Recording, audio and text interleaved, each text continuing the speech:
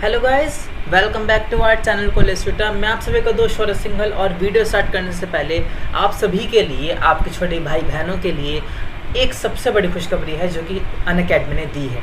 Unacademy ने अपना learning festival start कर दिया है। इसमें आपको 45 प्लस डे का सब्सक्रिप्शन मिलेगा जिसके प्राइस 300 है।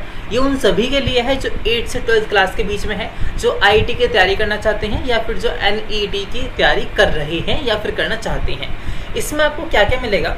सबसे पहले चीज़, इसमें कॉस्ट सबसे कम है आपके, ठीक है, 300 कॉस्ट है। इसके साथ साथ अगर आप हमारे सब्सक्राइबर हैं और अगर आप हमारा कोड यूज़ करते हैं जो कि आपको कॉलेज ट्यूटर 10 है, तो इसमें आपको प्लस 20% का डिस्काउंट मिल जाएगा। Isn't it good? इसमें आपको चीज़ मिलती है कि क्या क्या मिलेगा, आप क्यों इसको लें, रीज़न क्या है। सबसे पहली चीज़, सारे टेस्ट सीरीज़ आपके अनब्लॉक हो जाएंगे, ठीक है। आपको सारे कोर्स का सब्सक्रिप्शन मिल जाएगा 45 डेज़ के लिए। आपको लाइव सेशंस मिलेंगे, आपकी लाइव क्लासेस होगी विद टॉप एजुकेटर, ठीक है। इसके साथ साथ आपको यहाँ पे काउंसलिंग मिलेगी, 24/7 डाउट सेशंस है। आपको और क्या चाहिए, आप मुझे बस ये बताओ। कुछ नहीं चाहिए। सो क्या करना है, आपको यहाँ पे जाना है इनकी वेबसाइट पर। लिंक हमने आपको दे दिया है नीचे, तो आप उससे भी यहाँ पे जा सकते हैं। प्लस अगर आप हमारा कॉलेज ट्यूटर कोड यूज़ करते हैं, सो उनको लगेगा कि हाँ भाई इन्होंने भी अच्छी खासी मार्केटिंग करी है, सो थोड़ा बेनिफिट हमें भी हो जाएगा, ठीक है। इसके साथ साथ आपको प्लीज़ हमारे चैनल को सब्सक्राइब कर देना है, ठीक है। तो चलिए अपनी असली वीडियो स्टार्ट करते हैं। आज हम कुछ कॉन्सेप्ट्स कवर करेंगे जो आपके पेपर पॉइंट ऑफ व्यू से काफ़ी ज़्यादा इंपॉर्टेंट हैं। सो आपका फर्स्ट कॉन्सेप्ट है थ्योरी ऑफ प्रॉफिट का, ठीक है। ये आपका पेपर में लगभग 3 बार आया है पिछले 5 साल में, इसलिए मैंने इसको आपको समझाने का सोचा है, ठीक है। सो थ्योरी ऑफ प्रॉफिट आपकी प्रोफेसर फ्रैंक नाइट ने दी थी, ठीक है। ये थ्योरी क्या कहती है कि प्रॉफिट क्या है, कि अगर आप कोई रिस्क बियर कर रहे हो जो अनसर्टेनिटी से भरा है, ठीक है, वो रिस्क का रिवॉर्ड आपको प्रॉफिट कहलाता है, ठीक है। अकॉर्डिंग टू नाइट इन्होंने क्या बोला है कि profit as the reward for bearing non insurable risk and uncertainties. अब यहाँ पे नॉन इंश्योरेबल रिस्क क्या होता है, सबसे पहले ये जानो। जो रिस्क इंश्योरेबल होते हैं, मतलब कि जिनका हमने इंश्योरेंस करा रखा होता है, वो कौन से रिस्क होते हैं? फायर, ठीक है, कोई फ्लड आ गया उसकी वजह से हमारा लॉस हो गया, तो ये सारे इंश्योरेबल रिस्क होते हैं। बट कुछ रिस्क ऐसे होते हैं जो आपके नॉन इंश्योरेबल होते हैं, ठीक है। वो रिस्क कौन कौन से होते हैं हम अभी आगे वीडियो में पढ़ेंगे। अभी नाइट ने क्या बोला है कि जो आपका प्रॉफिट है वो आपका रिवॉर्ड नहीं है इंश्योरेबल रिस्क का, वो आपका रिवॉर्ड नहीं है इंश्योरेबल रिस्क का, लेकिन जो आपको प्रॉफिट है वो आपका रिवॉर्ड है किसका? नॉन इंश्योरेबल रिस्क का। सर आप नॉन इंश्योरेबल रिस्क बार बार बोल रहे हो, ये होते क्या है? सर नॉन इंश्योरेबल रिस्क वो रिस्क होते हैं भाई जिनका आप इंश्योरेंस नहीं करा सकते। सर वो रिस्क कौन कौन से होते हैं? चलिए अभी पढ़ते हैं। पहला रिस्क है कंपटीशन रिस्क। भाई आपको कॉम्पिटिटिव जैसा काम करेगा, वो आपका सबसे बड़ा रिस्क होता है कि आपको जो आपको कॉम्पिटिटर है वो कैसी पॉलिसी ला रहा है, वो आप कौन से प्राइस पे गुड्स बेच रहा है, ठीक है, वो आपका सबसे बड़ा रिस्क होता है। दूसरा टेक्निकल मतलब यहाँ पे आप टेक्नोलॉजी से ले सकते हो। भाई टेक्नोलॉजी डेली अपग्रेड होती जा रही है, तो ये भी आपका सबसे बड़ा रिस्क है जो कि नॉन इंश्योरेबल है। आप ये नहीं बोलोगे कि भाई टेक्नोलॉजी चेंज हो गई, मेरे उसमें 1 करोड़ का लॉस हो गया, प्लीज हमको क्लेम करो 1 करोड़ रुपए का। कि आप किसी इंश्योरेंस कंपनी पे जाके ये नहीं बोल सकते, लेकिन आप ये जरूर बोल सकते हो कि सर हमारी कंपनी में आग लग गई है और हमारी आग में 1 करोड़ का नुकसान हो गया, सो प्लीज हम क्लेम मांगते हैं। आप वो कह सकते हो, लेकिन आप ये नहीं कह सकते, ठीक है। तीसरा रिस्क है गवर्नमेंट इंटरवेंशन। भाई गवर्नमेंट ने कुछ पॉलिसी अपनी चेंज कर दी, उसने काफी सारी पॉलिसीज ऐसी ला दी जिसकी वजह से आपको लॉस हो गया, ठीक है। सो ये भी आपका रिस्क है जो नॉन इंश्योरेबल होता है। दूसरा साइक्लिक रिस्क, और लास्ट है आपका रिस्क ऑफ डिमांड, ठीक है।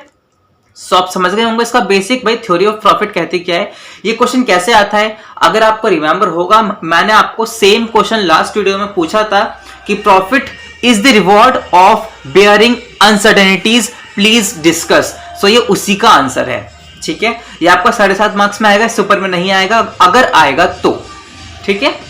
अब आपका जो नेक्स्ट कॉन्सेप्ट है वो है आपका law of return. Law of return क्या होता है?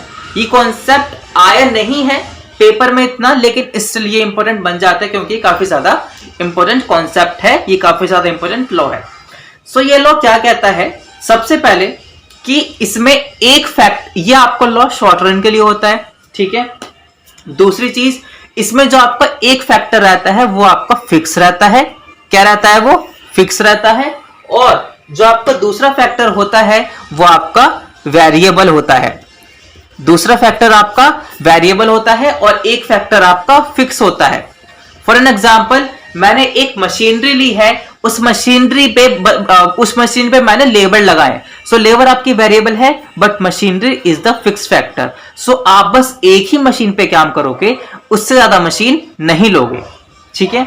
सो ये आपका लॉ क्या कहता है कि अगर आप मशीनरी पे, अगर आप फिक्स फैक्टर पे, इनिशियल स्टेज पे आप कोई लेबर लगाते हो एक मशीन पे, तो आपकी प्रोडक्शन बढ़ेगी।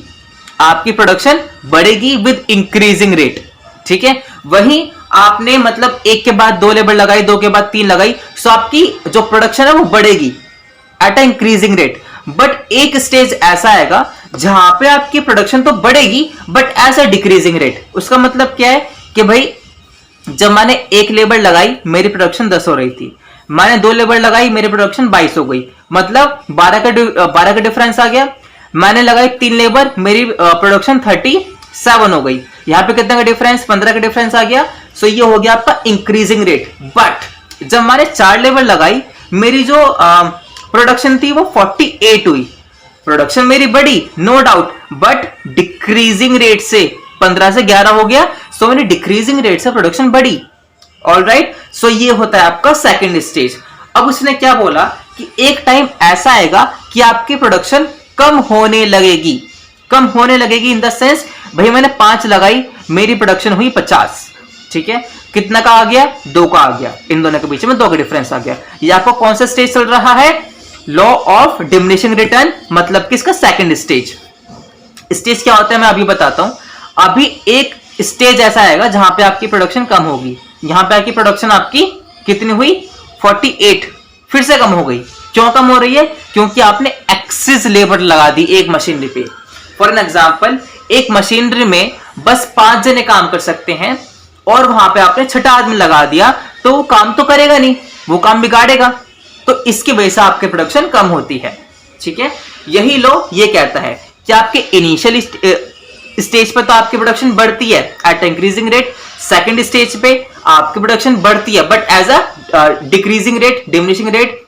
थर्ड स्टेज में आपकी प्रोडक्शन घटनी स्टार्ट हो जाती है, जिसको हम थर्ड स्टेज कहते हैं। और यही आपका लॉ है, law of return to a factor और लॉ ऑफ वेरिएबल प्रपोर्शन, ठीक है। 3 स्टेज मैंने बता दी। अब 3 स्टेज में होता क्या है ये जान लो। फर्स्ट स्टेज के अंदर आपका टोटल जो आपकी टोटल आउटपुट आएगा, ठीक है, टोटल प्राइस आपका और टोटल प्राइस या फिर टोटल आउटपुट आपका बढ़ता है, ठीक है। टोटल प्रोडक्शन आपका बढ़ता है एट इंक्रीजिंग रेट, वही आपका एमपी बढ़ता है। जैसे मैंने बताया था यहाँ पे कि 12 से 15 हो गया, आपका एमपी भी बढ़ रहा है, हाँ या ना? हाँ जी सर। दूसरा, आपका टीपी बढ़ रहा है बट आपका एमपी घट रहा है, 15 से 11 हो गया, घट रहा है, हाँ या ना? हाँ जी सर। तीसरा, इसके बाद क्या होता है कि भाई आपका टोटल प्रोडक्शन घट रहा है, 50 से 48 हो गया और आपका एमपी भी घट रहा है, भाई 2 से -2 हो गया, तो यहां पे क्या हुआ? आपका एमपी घट रहा है, हाँ या ना? हाँ जी सर। सो यही होता है आपका law of return. Let me summarize this law. ये लॉ क्या कहता है कि आपका एक फैक्टर, सबसे पहले ये लॉ शॉर्ट रन में होता है, दूसरा आपका एक फैक्टर इसमें वेरिएबल रहता है और एक फैक्टर फिक्स रहता है।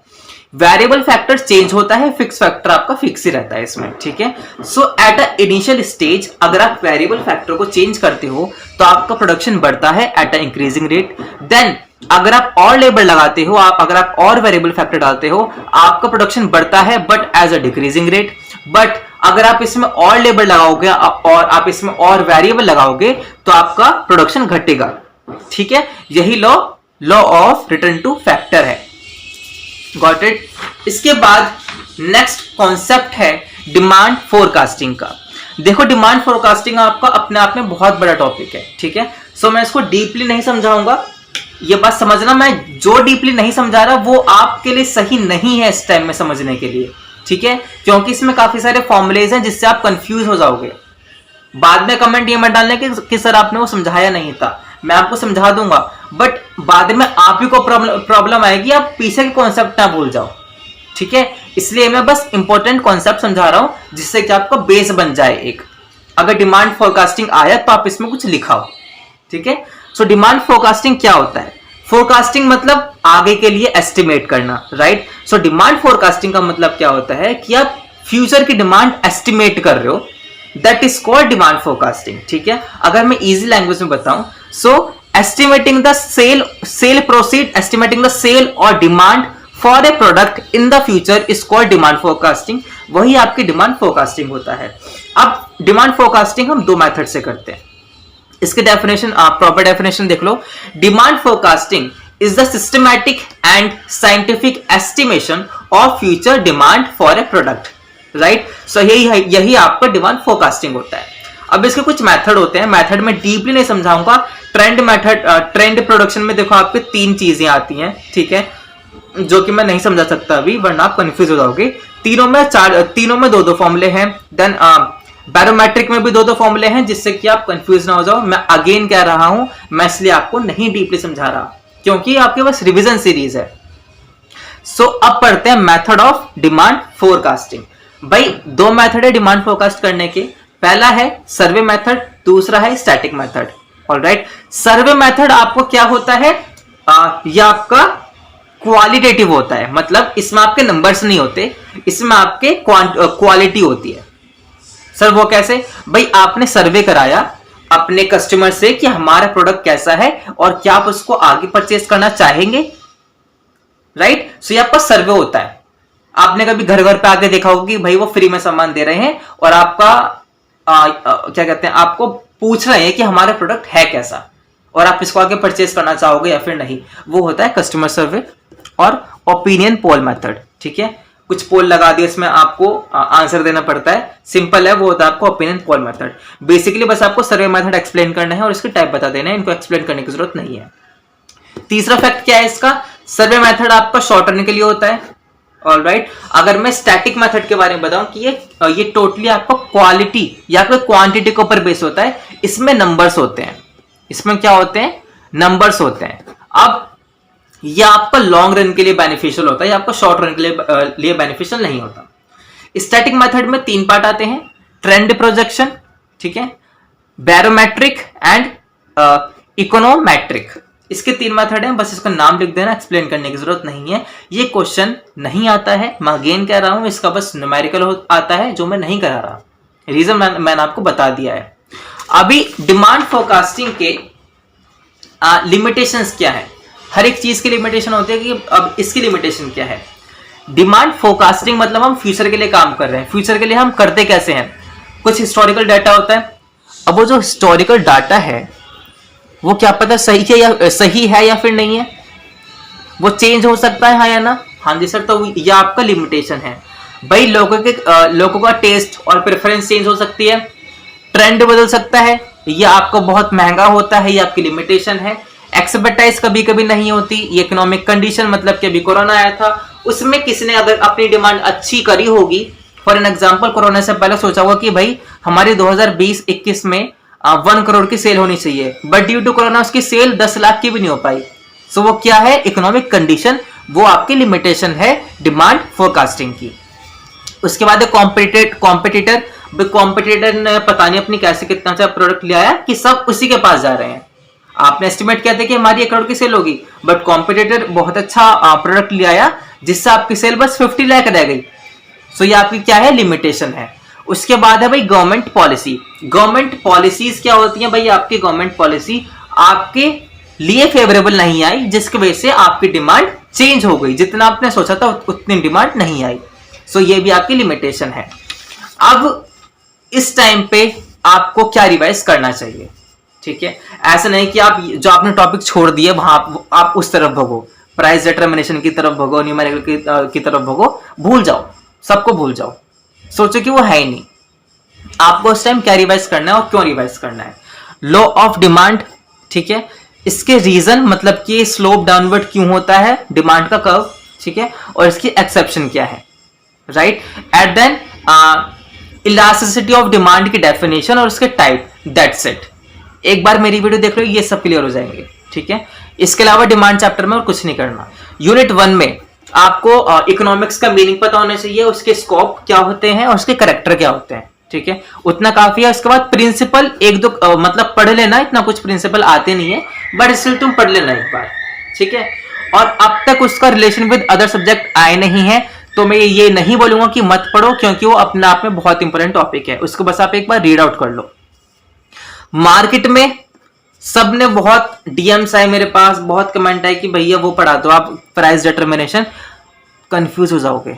उसमें आपके रेवेन्यू के डीपली कॉन्सेप्ट है, आपको उसमें कॉस्ट का थोड़ा डीप कॉन्सेप्ट है, उसमें ग्राफ भी है, ग्राफ एकदम आपको नहीं समझ में आने का, वो अपने आप में बहुत बड़ा टॉपिक है, उसकी कम से कम 2-3 घंटे की वीडियो बनेगी अगर मैं हर एक को समझाने बैठूंगा तो, और वो फिर रिवीजन सीरीज नहीं रह जाएगी, ठीक है। सो मार्केट में आपको बस बेसिक मार्केट की डेफिनेशन, इसके टाइप, जो टाइप आपने पढ़े हैं उसके मीनिंग और फीचर पढ़ने हैं, और कुछ नहीं पढ़ना इसमें, ठीक है।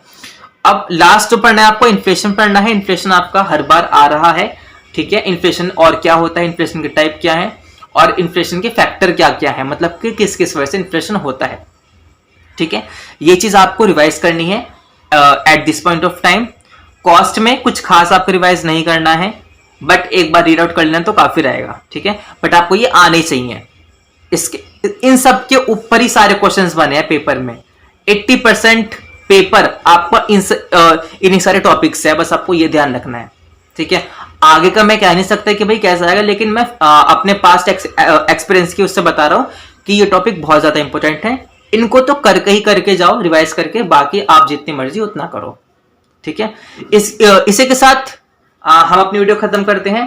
Please like this video, and अगर आपको मेरी वीडियो से जरा से भी हेल्प मिलती है, सो प्लीज वीडियो को लाइक कर दिया करो, और अपने दोस्तों के साथ शेयर करो, और हमारे चैनल को सब्सक्राइब करो। All the best for your exam. Bye bye, keep learning.